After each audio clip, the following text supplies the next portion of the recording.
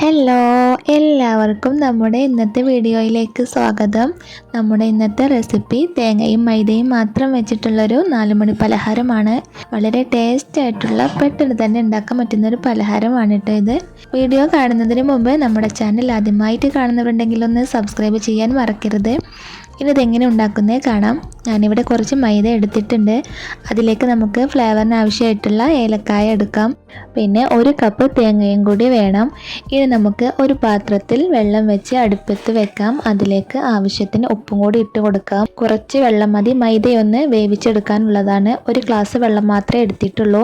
അതവിടെ തിളച്ച് വരുമ്പോഴേക്കും നമുക്ക് അതിലേക്കുള്ള തേങ്ങാ മിക്സ് തയ്യാറാക്കാം. മിക്സിയുടെ ജാറിലേക്ക് ഏലക്കായ ഇട്ട് കൊടുക്കാം. ശേഷം തേങ്ങ കൂടി ഇട്ട് കൊടുക്കാം. ചെറിയൊരു മധുരത്തോട് കൂടിയിട്ടുള്ള സ്നാക്കാണ് കേട്ടോ ഇത്. അപ്പോൾ നമുക്ക് ഇതിലേക്ക് പഞ്ചസാര ചേർത്ത് കൊടുക്കണം. ഞാനിവിടെ വലിയൊരു സ്പൂണിന് 2 സ്പൂൺ പഞ്ചസാര ഇട്ട് കൊടുക്കുന്നുണ്ട്. ഇനി ഇത് നമുക്ക് വെള്ളം ഒന്നും ചേർക്കാതെ ഒന്ന് അരച്ചെടുക്കണം. ഒരുപാട് അരഞ്ഞു പോവാതെ എല്ലാം കൂടി ഒന്ന് ഒതുക്കി കിട്ടുന്നത് പോലെ ഒന്ന് ചതച്ചെടുക്കണം. ഏലക്കായും പഞ്ചസാരയും എല്ലാം നന്നായിട്ട് മിക്സ് ആവുന്ന രൂപത്തിലൊന്ന് അരച്ചെടുക്കാം. ഇതുപോലെ ഒന്ന് അരച്ചെടുക്കണം. ഇത്രയും മതി. എല്ലാം കൂടി ഒന്ന് അരഞ്ഞ് കിട്ടിയിട്ടുണ്ട്. ഇനി വെള്ളം ഇവിടെ നന്നായി തിളച്ച് വന്നിട്ടുണ്ട്. നമുക്കിതിലേക്ക് മൈദ ഇട്ട് കൊടുക്കാം. തീ ഒന്ന് ചെറിയ തീയിലാക്കി വെക്കണം കേട്ടോ. നമ്മുടെ പത്തിരിക്കൊക്കെ മാവ് കുഴക്കുന്നത് പോലെ തന്നെ മൈദ ഇതിലേക്ക് ഇട്ടിട്ട് നന്നായിട്ടൊന്ന് ഇളക്കിയെടുക്കാം. കട്ട പിടിക്കാതെ എല്ലാം കൂടി ഒന്ന് ഇളക്കിയെടുക്കണം. ചെറിയ തീയിൽ വെച്ചിട്ട് വേണം ഇതൊന്ന് ഇളക്കിയെടുക്കാൻ. ഞാനിവിടെ 2 ഗ്ലാസ് മൈദക്ക് 1 ഗ്ലാസ് വെള്ളം മാത്രമേ വെച്ചിട്ടുള്ളൂ. എന്നാലേ പെട്ടെന്ന് അത് വെള്ളമൊക്കെ വറ്റിയിട്ട് കിട്ടുള്ളൂ. ഇനി നമുക്കിതിലേക്ക് തയ്യാറാക്കി വെച്ചിട്ടുള്ള തേങ്ങാ മിക്സ് ഇട്ട് കൊടുക്കാം. ഇനി ഇതെല്ലാം കൂടെ നന്നായിട്ടൊന്ന് ഇളക്കിയെടുക്കണം. ചെറിയ തീയിൽ വെച്ചിട്ട് തന്നെ ഇത് നന്നായിട്ടൊന്ന് ഇളക്കിയെടുക്കണം. ഇതിൽ പഞ്ചസാര ഉള്ളതുകൊണ്ട് ഇത് പെട്ടെന്ന് അടിയിൽ പിടിക്കാനും കരിഞ്ഞു പോകാനൊക്കെ സാധ്യത ഉണ്ട്. നമുക്കിത് ഒരു 5 മിനിറ്റിലേറെ ഒന്ന് നന്നായിട്ട് ഇളക്കിയെടുക്കാം. തേങ്ങയും മൈദയും ഒക്കെ എല്ലാം കൂടി ഒന്ന് മിക്സായി വരട്ടെ. ഒരു 5 മിനിറ്റ് ഇളക്കിയെടുത്തിട്ടുണ്ട്. ഇപ്പോൾ മൈദയെല്ലാം നന്നായി വെന്തിട്ടുണ്ടാവും. ഇനി ഇതെല്ലാം ഒരു പാത്രത്തിലേക്ക് മാറ്റാം. ഇനി ഇത് നന്നായിട്ടൊന്ന് കുഴച്ചെടുക്കണം. പത്തിരി മാവൊക്കെ കുഴക്കുന്നത് പോലെ തന്നെ ഇത് കുഴച്ചെടുക്കണം. ചെറിയ ചൂടിൽ തന്നെ കുഴച്ചെടുക്കുമ്പോൾ പെട്ടെന്ന് തന്നെ നമുക്കിത് സോഫ്റ്റായിട്ട് കിട്ടും കേട്ടോ. പിന്നെ ഇതിൽ തേങ്ങയും പഞ്ചസാരയൊക്കെ ഉള്ളതുകൊണ്ട് കുഴച്ചെടുക്കാൻ വലിയ ബുദ്ധിമുട്ടൊന്നും ഉണ്ടാവില്ല. വളരെ സോഫ്റ്റായിട്ട് തന്നെ കുഴച്ചെടുക്കാം. എണ്ണയൊന്നും തേക്കേണ്ട ആവശ്യമില്ല. കയ്യിലൊന്നും പിടിക്കൊന്നുമില്ല. ഞാനിവിടെ ഇതെല്ലാം ഒന്ന് നന്നായിട്ട് കുഴച്ചെടുത്തിട്ടുണ്ട്. ഇനി ഇതെല്ലാം നമുക്കൊരു ചെറിയ പീസുകളായിട്ട് മുറിച്ചെടുക്കാം.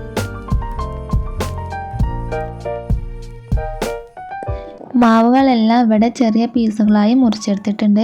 ഇനി ഇതെല്ലാം നമുക്ക് കയ്യിലൊന്ന് വെച്ചിങ്ങനെ ഉരുട്ടിയിട്ടൊന്ന് ഷേപ്പാക്കി എടുക്കണം. നമ്മൾ ഇതിൽ തേങ്ങയെല്ലാം ചേർത്തത് കൊണ്ടാണ് നമുക്ക് കയ്യിലൊന്നും പിടിക്കില്ല. നമുക്ക് എണ്ണയൊന്നും തേക്കേണ്ട ആവശ്യമില്ല. അതുകൊണ്ട് തന്നെ നമുക്കിത് കുറഞ്ഞ സമയത്തിനുള്ളിൽ പെട്ടെന്ന് തന്നെ ഇത് കുഴച്ചെടുക്കാനൊക്കെ പറ്റും.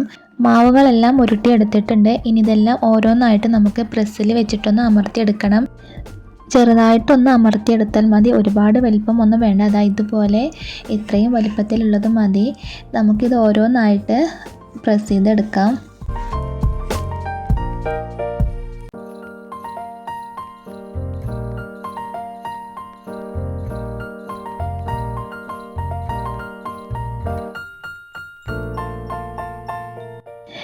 മാവുകളെല്ലാം ഇങ്ങനെ പരത്തിയെടുത്തിട്ടുണ്ട്. ഇനി നമുക്കിത് പൊരിച്ചെടുക്കണം.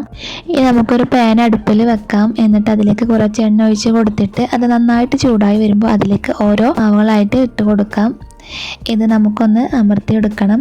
അത് മുകളിലേക്ക് പൊങ്ങി വരുമ്പോൾ നമുക്കൊന്ന് താഴ്ത്തി കൊടുക്കണം. എണ്ണ ഇങ്ങനെ മുകളിലേക്ക് ഇങ്ങനെ ആക്കി കൊടുത്താൽ ഇതൊന്ന് പൊങ്ങി വരും. അപ്പോൾ നന്നായിട്ടൊന്ന് പൊങ്ങി വരുന്നുണ്ട്. നമുക്ക് മറിച്ചിട്ട് കൊടുക്കണം. കണ്ടില്ലേ, നന്നായിട്ട് പൊങ്ങി വന്നിട്ടുണ്ട്. ഇതിൽ മധുരം ചേർത്തത് കൊണ്ട് പെട്ടെന്ന് തന്നെ മൊരിഞ്ഞ് കിട്ടും കേട്ടോ.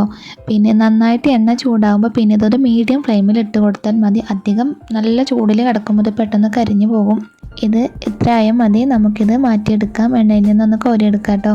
ഇനി നമുക്ക് ബാക്കിയുള്ളത് ഓരോന്നും ഇതുപോലെ തന്നെ പൊരിച്ചെടുക്കണം.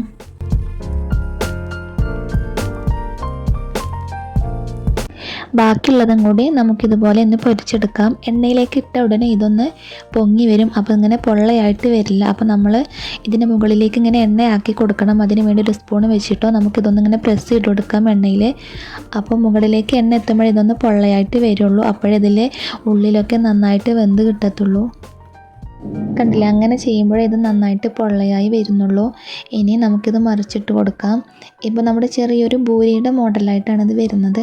അപ്പോൾ ഇത് നമുക്ക് ഇങ്ങനെ ഒരു സ്പൂൺ വെച്ചിട്ട് ഇങ്ങനെ എണ്ണ മുകളിലേക്ക് ആക്കി കൊടുത്താൽ ഇങ്ങനെ പൊള്ളയായിട്ട് വരും കേട്ടോ. ഇത്രയേ ഉള്ളൂ. ഇതുപോലെ നമുക്ക് ബാക്കിയെല്ലാം ഓരോന്നായിട്ട് ഇങ്ങനെ പൊരിച്ചെടുക്കാം. നമ്മുടെ ക്രിസ്പി ആയിട്ടുള്ള തേങ്ങാപ്പൊരി ഇവിടെ റെഡി ആയിട്ടുണ്ട്. ഇത് ചെറിയൊരു മധുരം കൂടി ആകുമ്പോൾ നല്ല അടിപൊളി ടേസ്റ്റാണ്. നമുക്ക് 4 മണി പലഹാരമായിട്ടോ അല്ലെങ്കിൽ ബ്രേക്ക്ഫാസ്റ്റിനൊക്കെ തന്നെ വളരെ പെട്ടെന്ന് ഉണ്ടാക്കിയെടുക്കാൻ പറ്റുന്നൊരു ഐറ്റമാണ്. അപ്പോൾ എല്ലാവരും ഇതൊന്ന് ട്രൈ ചെയ്ത് നോക്കണം. വീണ്ടും മറ്റൊരു സിമ്പിൾ റെസിപ്പിയുമായി നിങ്ങളിലേക്ക് എത്തും വരെ എല്ലാവർക്കും ബായ്.